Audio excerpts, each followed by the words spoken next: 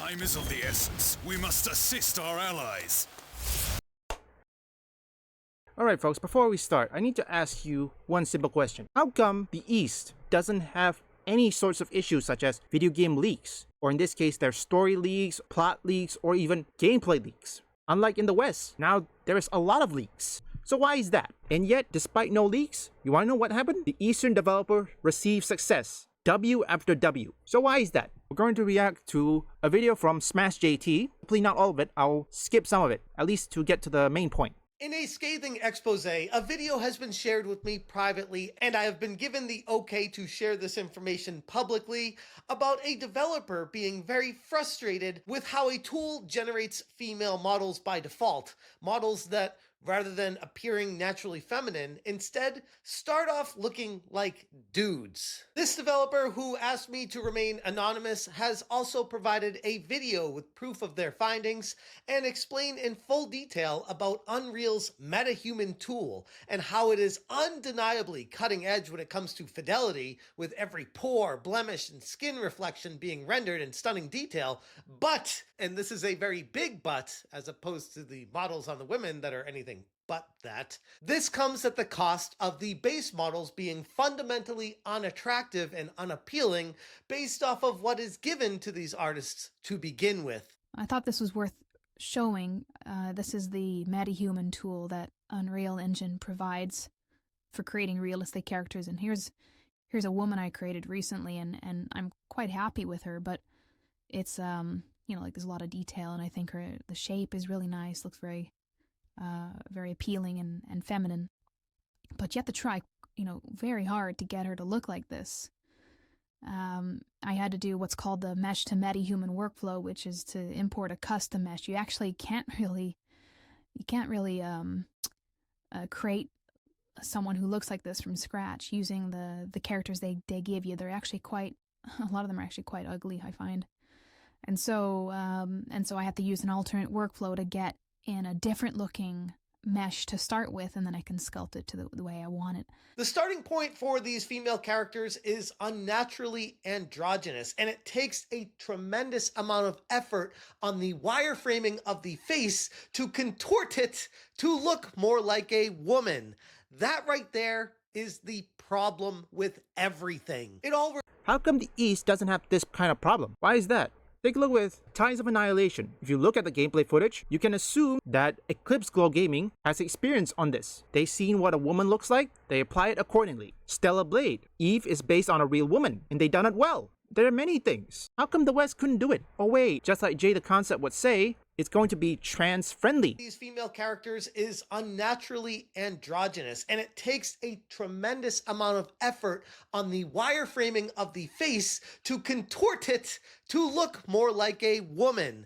That right there is the problem with everything. It all requires extensive tweaking and significant efforts from the artists themselves just to achieve a traditionally feminine look. I can think of 3 different reasons why this is happening. 1, they're just straight up lazy developers, or 2, they're just untalented and don't know how to do it and work it to make it look more feminine, so they just stick with the default option.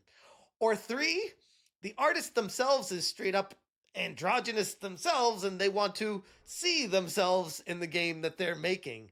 But typically what's transpiring here for this manjaw is one of those 3 things is happening, which is why it continues to perpetuate itself in all of gaming.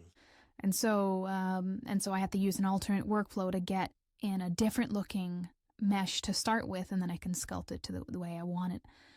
There's a funny little slider that they provide, which is basically to ignore the mesh that you use and to revert to using theirs.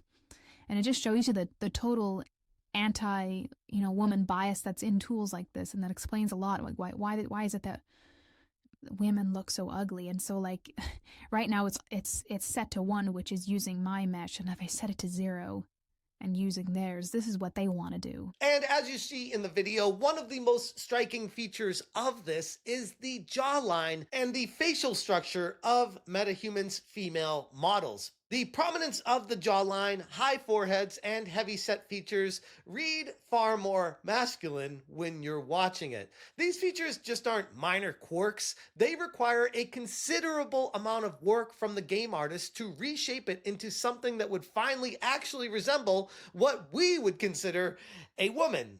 This is, according to my source, a very likely reason as to why we're seeing more and more female characters in AAA games come packed in with the now more infamous man jaw look, because the starting templates already lean heavily masculine to begin with, and regardless of the reason why the developer doesn't change it, the end result is it still happens. Yeah, that's right. It happens. Well, unlike in the East, when they create, they create. They got creative freedom. And I think whoever made this, the theory is, number one, they are leftists, or number two, they are talented artists, but they are strangled or being held hostage to do it, or fear of losing their jobs. It's one of two things. Don't stop at the face. Metahuman's approach to the female body is equally strange, and honestly even more extreme for the worse. As my source pointed out, the default models lack any kind of actual curvature. Flat chests, non-existent hips, and unnaturally compressed proportions.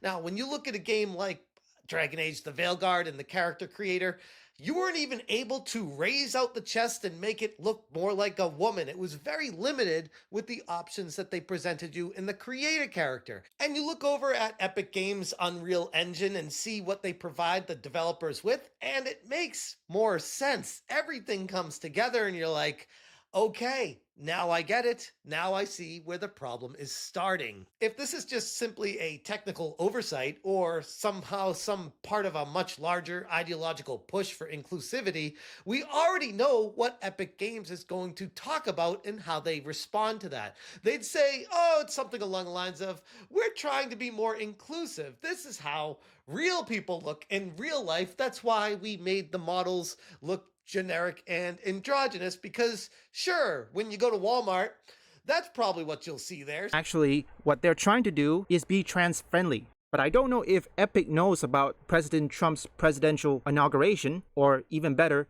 knowing that President Trump is now in office. There's no clear line what's happening. I think I need to get one more clip somewhere here. Skip a bit. Anyone who's normal, looking at the situation for what it is realistic to say, yeah, that jawline looks like a dude. If realism was truly the goal with all of this, why do all the male characters still retain their broad shoulders, strong chins, and well-defined muscles? Why does inclusivity always seem to disproportionately affect female character designs? Do we even need a tinfoil hat on at this point when we're looking at this stuff to realize that the agenda that's being pushed is pretty obvious? The issue here, at least from my perspective, isn't just about aesthetics. It affects how games are perceived, how players connect with characters, and how even the industry's creative direction has taken a turn for the worse. If tools like this Metahuman always default to making women look androgynous or masculine, then all these studios that rely on them will intentionally or unintentionally, depending on the talent working there,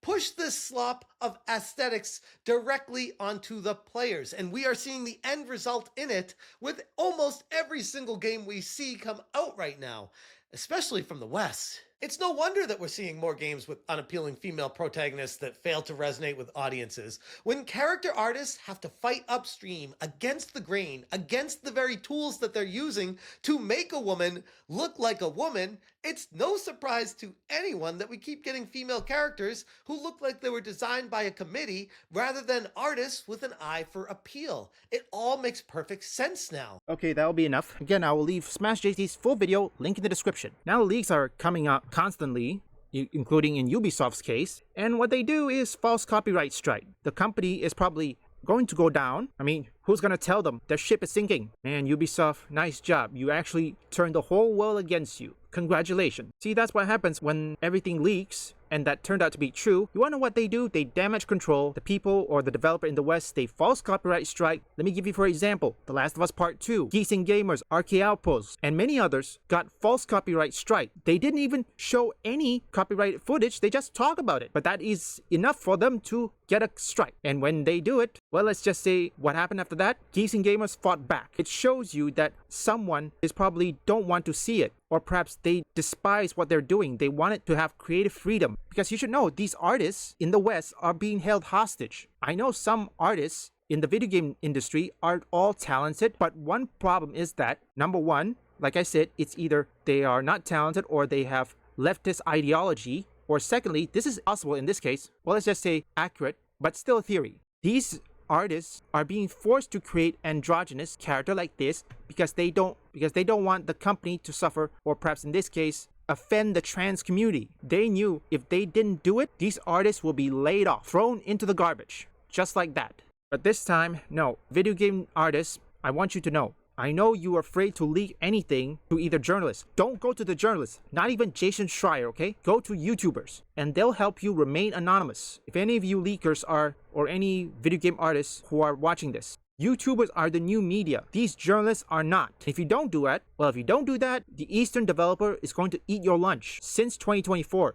they've been delivering banger after banger of video games. And not only that, not a single leaks. They achieve it without any leaks. Because I haven't heard any story leaks or anything. Stellar Blade, I didn't heard anything. The First Descendant, not even one leak. What else? Tides of Annihilation, I've heard nothing from it. Resident Evil is a different thing, okay? Like I said, the East, majority of it, they don't suffer this kind of leak. Every successful game they made received not even one leak. There was no leaks. Zero. Nada. So the enemy has proposed that you defect. In that case, perhaps we should use their desire to recruit you against them by planting you within their army. Gain their trust, and before long, we will give the signal for you to destroy their ranks and resolve from within. Leave a like and subscribe if you want gaming news, theories, comparison, or you just want to see me play games. Visit my first and third channel up here or link in the description.